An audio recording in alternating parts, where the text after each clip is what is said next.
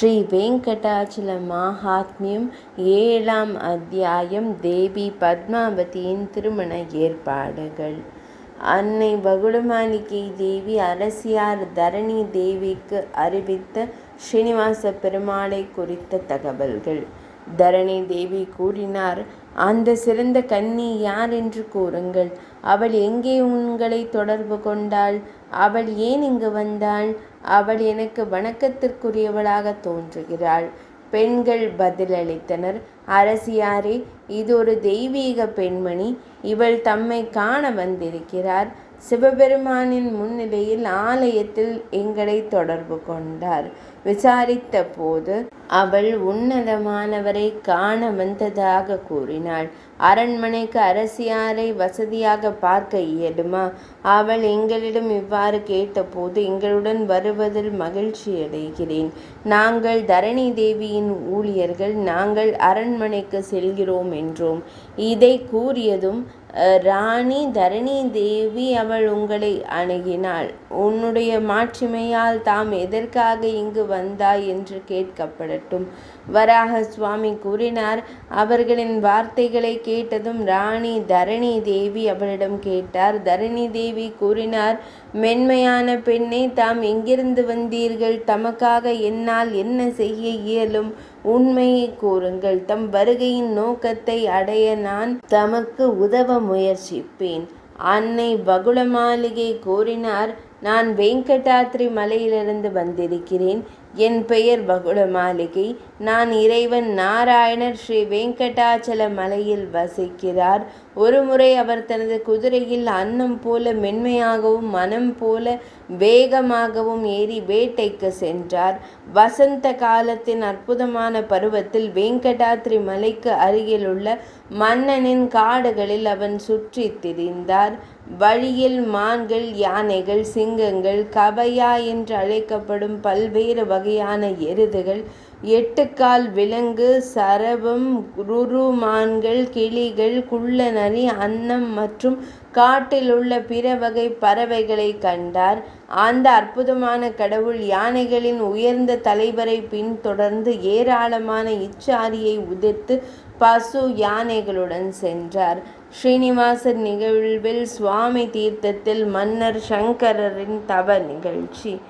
காட்டிலிருந்து காட்டிற்கு சென்ற பிறகு அவர் பிருகத் சைலத்தில் தவம் செய்து கொண்டிருந்தார். மன்னர் சங்கரரை நெருங்கினார். அவர் ஸ்ரீ மற்றும் பூமியுடன் ஜனார்த்தனரை நிறுவி மிகுந்த பக்தியுடன் தொடர்ந்து அவரை வணங்கினார். சங்கநாகபிலா என்ற ஒரு சிறந்த மற்றும் புனிதமான ஏரி உள்ளது. அவர் அந்த ஏரியின் கரைக்கு அருகில் வந்ததும் அவர் தனது குதிரையிலிருந்து கீழே இறங்கினார். ஒரு அரசரின் உடையை அணிந்து சிறந்த மன்னர் சங்கரரை நெருங்கி அவரிடம் கேட்டார், சிறந்த அரசரே, இந்த மலையடிவாரத்தில் நீங்கள் என்ன செய்கிறீர்கள்? சங்கரர் பதிலளித்தார், நான் ஸ்வேத மன்னரின் மகன். நான் ஹைஹய நாட்டைச் சேர்ந்தவன். பகவான் ஸ்ரீ மகாவிஷ்ணுவின் சாந்திக்காக நான் இங்கே அனைத்து வகையான யாகங்களையும் செய்தேன். இளவரசரே, பகவான் ஸ்ரீ மகாவிஷ்ணுவின் தரிசனத்தை பெற இயலாததால் நான் மனச்சோர்வடைந்து விரக்தி அடைந்தேன். அந்த நேரத்தில் அனைத்து கவலைகளையும் அளிக்கும் ஒரு தெய்வீக குரல் தெளிவாக கூறியது, அரசரே, நான் இங்கே உங்களுக்கு தெரிய மாட்டேன். என் வார்த்தைகளை கேளுங்கள். நாராயணாத்ரிக்கு, நாராயண மலைக்கு சென்று தவம் செய்வீராக. எனவே நான் என் நாட்டை விட்டு வெளியேறினேன். அரசரே, இங்கு ஸ்ரீயின் கற்பனை செய்ய இயலாத இறைவனை அவரை நிறுவிய பின் சாந்தப்படுத்துகிறேன். நான் தவத்தின் மூலம் சாந்தப்படுத்துகிறேன். அகஸ்திய மாமுனிவரின் ஆசீர்வாதங்களுக்கு நன்றி. நான் அவரை தினமும் கட்டளைகளின்படி வணங்குகிறேன். அவரது இந்த வார்த்தைகளை கேட்டதும் இறைவன் ஏளனமாக சிரித்தார். நாராயணாத்ரிக்கு, அதாவது நாராயண மலைக்கு செல்லுங்கள். இந்த மலையின் அடிவாரத்தில் ஏன் தங்கியிருக்கிறீர்கள்? இந்த பாதையில் மலையில் மேற்கு சிகரத்தில் ஒரு நயக்ரோத மரத்தின், இந்திய அத்தி மரத்தின் அடிவாரத்தில் ஒரு சிறுவன் வடிவில் அமர்ந்திருக்கும் விஸ்வக்சேனரை வணங்குங்கள். சுவாமி புஷ்கரணிக்கு சென்று அங்கு நீராடவும். இளவரசரே, மேற்கு கரையில் ஒரு வால்மீகத்தையும் ஒரு அஸ்வத்தத்தையும், அதாவது புனித அத்தி மரம், அதையும் காண்பீர்கள். அந்த இரண்டிற்கும் இடையில் தமது தவத்தை செய்வீராக. இந்த எறும்பு புற்றில் ஒரு குறிப்பிட்ட வெள்ளை பன்றி சுற்றி திரிகிறது. ஆனால் அது புண்ணியவான்களுக்கு மட்டுமே தெரியும். அரசரே, வராக சுவாமி அன்னை பகுடமாளிகை தேவி கூறினார்.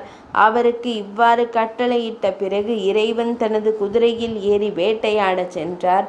சிறந்த புருவங்களை கொண்ட பெண்ணே, அவர் காட்டிலிருந்து காட்டிற்கு அலைந்து அரணி நதியை அடைந்தார். குதிரையிலிருந்து இறங்கி அதன் சிறந்த கரையில் நடந்து சென்றார்.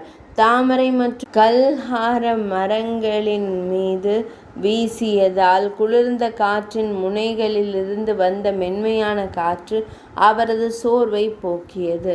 இதனால் புருஷோத்தமனுக்கு சேவை செய்தது.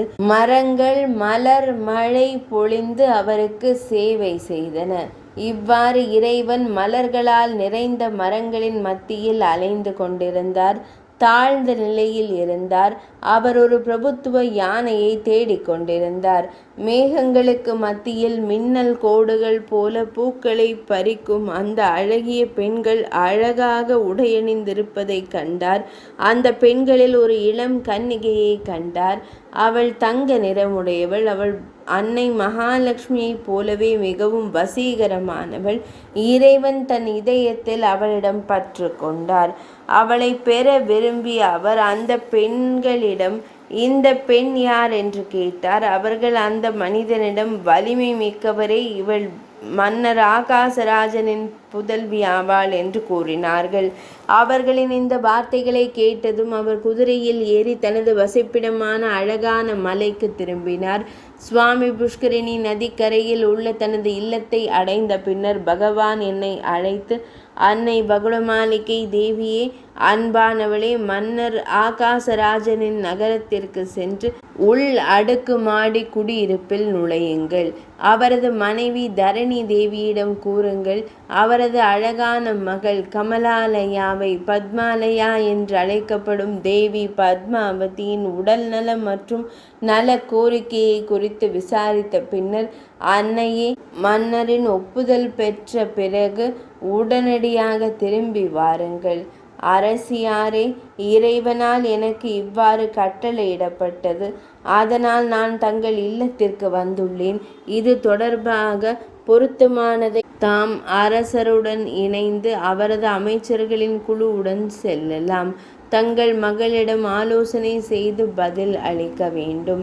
அன்னை பகுடமாளிகையின் நிகழ்வில் தேவி பத்மினியின், அதாவது பத்மாவதியின் திருமணம் குறித்து தரணி தேவி மற்றும் பிறரின் முடிவு. ஸ்ரீ வராக சுவாமி கூறினார். அவளுடைய வார்த்தைகளை கேட்டதும் ராணி தரணி தேவி மகிழ்ச்சி அடைந்தார். அவள் அரசர் ஆகாசராஜனை அழைத்தாள். இருவரும் கமலாலயத்திற்கு சென்றார்கள். அமைச்சர்களின் சபையின் நடுவில் அன்னை பகுடமாளிகையின் வார்த்தைகளில் மீண்டும் கூறினாள். அவற்றை கேட்டதும் அரசர் மகிழ்ச்சி அடைந்து அமைச்சர்களிடம் ஆலய பணியாளர்களிடமும் கூறினார்.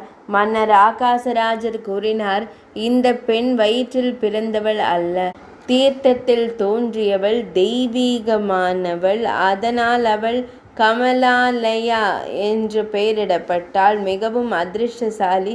வேங்கடாத்ரி மலையில் வசிக்கும் தேவர்களின் இறைவனால் அவள் தேடப்பட்டாள். என் ஆசை இன்று நிறைவேறியது. அது முன்மொழிவு உங்களுக்கு ஏற்றுக்கொள்ளத்தக்கதா என்று கூறுங்கள். அரசரின் சிறந்த வார்த்தைகளை கேட்டதும் அனைத்து அமைச்சர்களும் மகிழ்ச்சி அடைந்தனர். அவர்கள் அரசர் ஆகாசராஜனிடம் கூறினார்கள், நாங்கள் திருப்தியாகவும் மகிழ்ச்சியாகவும் இருக்கிறோம். அரசரே, உங்கள் குடும்பம் எல்லாவற்றிலும் உயர்ந்ததாக மாறும். தங்கள் ஒப்பற்ற மகள் ஸ்ரீயுடன் விளையாடுவாள். அவளை சார்ங்க வில் வைத்த தேவர்களின் தலைவரான பரம ஆத்மாவிடம், அதாவது பரம புருஷரிடம் ஒப்படைக்க வேண்டும். இந்த வசந்த காலம் மகிமை வாய்ந்தது. விரைவில் மங்களகரமான சடங்கு செய்யப்பட வேண்டும். தீக்ஷாணரை தெய்வங்களின் குருவான பிரகஸ்பதியை அழைத்து திருமணத்திற்கான மங்களகரமான நேரத்தை நிர்ணயிக்க வேண்டும். பிரகஸ்பதியின் ஆலோசனையின்படி திருமணத்திற்கான சரியான மங்களகரமான நேரத்தை உறுதிப்படுத்துதல்.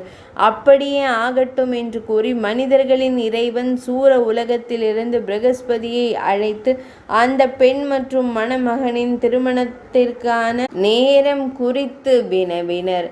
அரசர் கூறினார், அந்த பெண்ணின் பூர்வீக நட்சத்திரம் மிருகசிரீஷம், இறைவனுடையது ஸ்ரவணம், அதாவது திருவோணம். இந்த இரண்டின் இணைப்பையும் கருத்தில் கொள்ள வேண்டும். அதனை கேட்ட தீக்ஷாணர், அதாவது பிரகஸ்பதி கூறினார், உத்தர பல்குனி நட்சத்திரம் அவர்கள் இருவருக்கும் மகிழ்ச்சியை அதிகரிக்க ஏற்றது. இது தெய்வீக ஜோதிடர்களால் அறிவிக்கப்பட்டுள்ளது.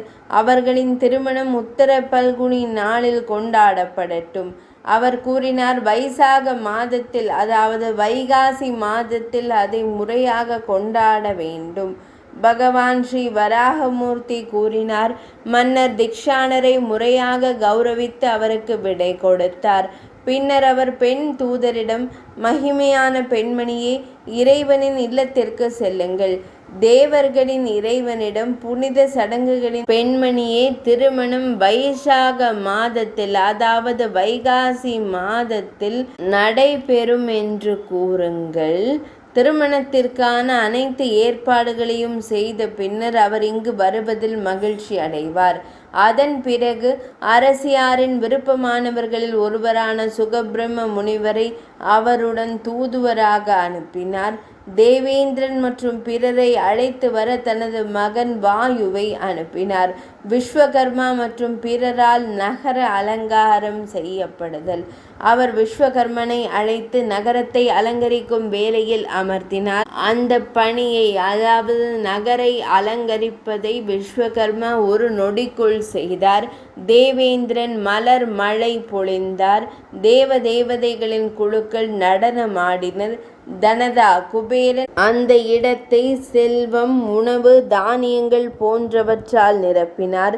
எல்லாவற்றிற்கும் ஏற்பாடுகளை செய்த பிறகு தேவர்கள் விருஷாச்சலத்திற்கு சென்றனர். அன்னை பகுளமாலிகை தேவி சுகபிரம்ம முனிவருடன் ஸ்ரீனிவாசத்திற்கு வருகிறார்.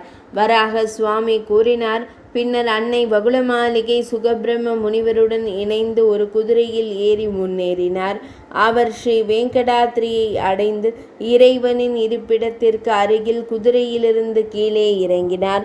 சுகபிரம்ம முனிவருடன் இணைந்து அவள் உள்ளே சென்று ஸ்ரீயுடன் ரத்தின சிம்மாசனத்தில் அமர்ந்திருக்கும் பிரகாசமான விழிகளை கொண்ட இறைவனை சந்தித்தார். வணங்கிய பிறகு அவள் மிகுந்த மகிழ்ச்சியுடன் கூறினார், பகவானே, அந்த வேலை அங்கே முறையாக நிறைவேறிவிட்டது. இப்போது சுகபிரம்ம முனிவர் என்னுடன் இணைந்து சுப செய்தியை அறிவிக்க வந்துள்ளார். அன்னை பத்மாவதி பகவான் ஸ்ரீனிவாசரை திருமணம் செய்வது குறித்த சுகபிரம்மத்தின் முடிவு குறித்த அறிவிப்பு. பகவான் பேசும்படி கட்டளையிட்டவுடன் சுகபிரம்ம முனிவர் குனிந்து கூறினார். சுகர் பணிந்தார். தரணி தேவி அரசியாரின் மகள் தம்மிடம் கூறுகிறார், மாதவனே, என்னை ஏற்றுக்கொள்ளுங்கள். நான் தங்கள் பெயர்களை கூறுகிறேன், அதாவது மீண்டும் மீண்டும் கூறுகிறேன். நான் எப்போதும் தமது ஆளுமையை நினைவில் கொள்கிறேன். பகவான் ஸ்ரீ ராமபிரானின் தெய்வமே, தமது சின்னங்கள் கரங்களிலும் மற்றும் பாதங்களிலும் என்னால் அணியப்பட்டுள்ளன. நான் தமது பக்தர்களை வணங்குகிறேன். 5 புனித சடங்குகளையும் நான் செய்து முடித்தேன். மதுவை அளித்தவரே, தம்மை பிரியப்படுத்தவே நான் ஒவ்வொரு புனித சடங்குகளையும் செய்கிறேன். நான் என் பெற்றோருக்கு கீழ்ப்படுகிறேன். நான் என் எல்லா செயல்களையும் என்றென்றும் தொடர்கிறேன். தேவர்களின் தலைவரே, தேவர்களின் பகவானே, தேவர்களின் ஆண்டவரே, தமது அருளை பொழிவதில் பெருமகிழ்ச்சி அடைவீராக. மாதவரை, என்னை ஏற்றுக்கொள்ளுங்கள். தாமரை மலரின் மீது அமர்ந்திருக்கும் அன்னை தரணி தேவியின் திருமகள் இவ்வாறு பணிந்தாள். சுகபிரம்மத்தின் வார்த்தைகளை கேட்டு பகவான் ஸ்ரீஹரி கூறினார். ஸ்ரீயான பகவான் கூறினார், திருமணத்தை கொண்டாடுவதற்காக நான் தேவர்களுடன் அங்கு வருவேன்.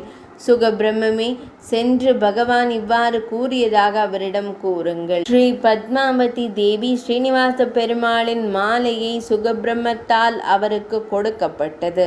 பகவானின் வார்த்தைகளை கேட்டு பகவான் தன்னுடன் கொடுத்த மலர் மாலையை எடுத்து கொண்ட பிறகு சுகபிரம்ம முனிவர் மன்னர் ஆகாசராஜனின் மகளிடம் விரைந்தார்.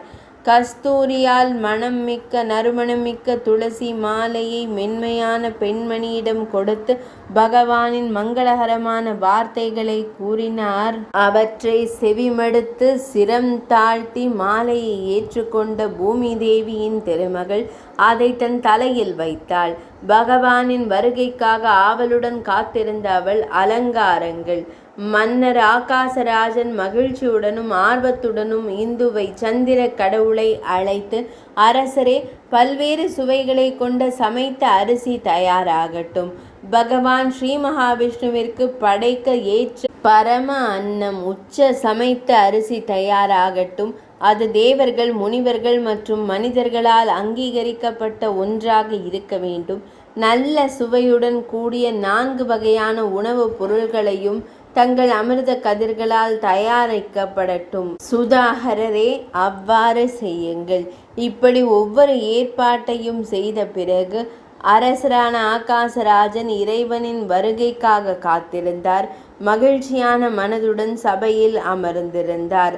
அரசர் தனது மகளை போதுமான அளவு அலங்கரித்த அன்னை தரணி தேவியும் அருகில் இருக்கிறார். 7ஆம் அத்தியாயம் இனிதே நிறைவடைந்தது.